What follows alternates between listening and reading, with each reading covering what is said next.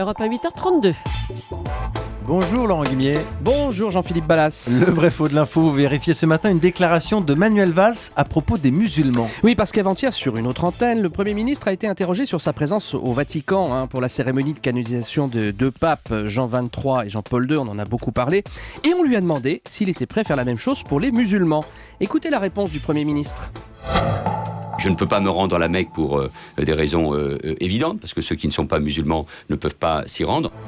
Alors, quand Manuel Valls affirme qu'un non-musulman n'a pas le droit de se rendre à la Mecque, c'est vrai ou c'est faux ? C'est vrai, c'est tout à fait correct. Même s'il existe des exceptions à la règle, il n'y a a priori aucune chance qu'elles permettent à notre Premier ministre de se rendre dans ce lieu saint de l'islam si l'idée lui en venait.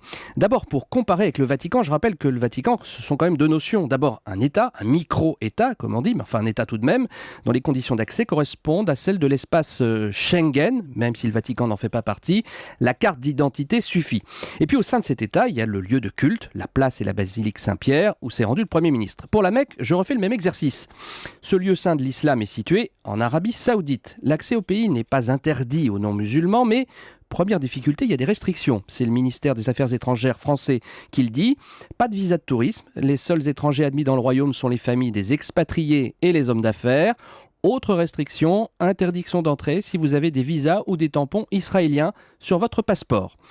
Si vous passez cette première étape, on peut imaginer que Manuel Valls soit autorisé à effectuer une visite officielle en Arabie Saoudite. Ouais. Il y a une deuxième barrière, à l'entrée de la Mecque cette fois-ci.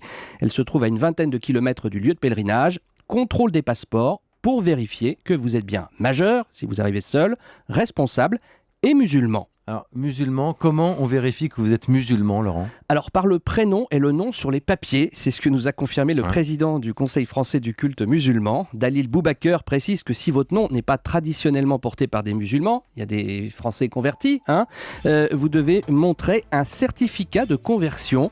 Chaque année, je rappelle qu'il y a 30 000 Français qui se rendent à la Mecque, mais pas Manuel Valls. Le vrai faux de l'info, chaque matin sur Europe 1 avec Laurent Guimier. Merci Laurent.